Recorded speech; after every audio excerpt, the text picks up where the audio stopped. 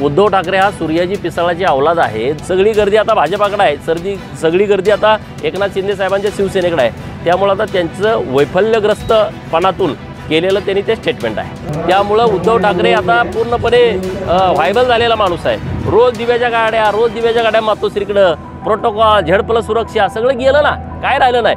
कोणाची गाडी वाट बघत बसली, कोण येतंय का, कोण माझी वेळ घेतंय का, अरे येणार कोण आता, सगळे निघून गेले। उद्धव ठाकरे यांच्या सांगितलं आता सदाभाऊनी सांगितलं। हा हे बघा, हा उद्धव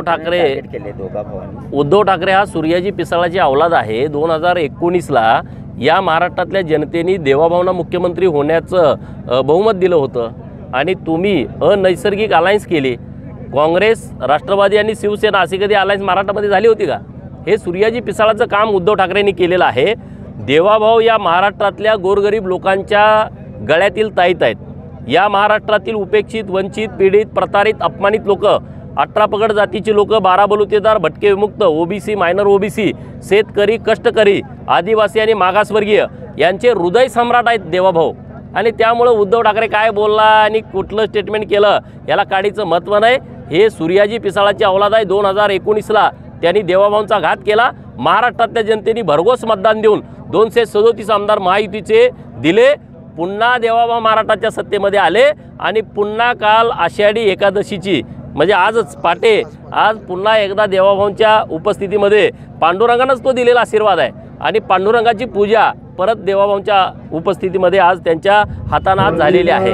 त्यामुळे उद्धव ठाकरे आता पूर्णपणे व्हायबल झालेला माणूस आहे। रोज दिव्याच्या गाड्या मातोश्रीकडं, प्रोटोकॉल, झेड+ सुरक्षा सगळं गेलं ना, काय राहिलं नाही। कोणाची गाडी वाट बघत बसली, कोण येतंय का, कोण माझी वेळ घेतंय का, अरे येणार कोण आता, सगळे निघून गेले, कुणी येण्यासारखं नाही। आणि माणूस जेव्हा मानसिकदृष्ट्या खच्चीकरण होतो, जेव्हा आता तुम्ही मीडियामध्ये काम करता, रोज तुम्हाला माणसं पाहिजेत। तुम्हाला जर घरात ठेवलं आठवडाभर तर तुम्ही काय कराल सांगा ना। रोज ह्या पार्टीचा माणूस त्या पार्टीचा पुढे जाऊन तुम्ही प्रश्न विचारताय आणि 8 दिवस तुम्हाला घरात ठेवलं तर तुमची मानसिकता बिघडेल। तशा पद्धतीनं उद्धव साहेबाची मानसिकता पूर्णपणे बिघडलेली आहे।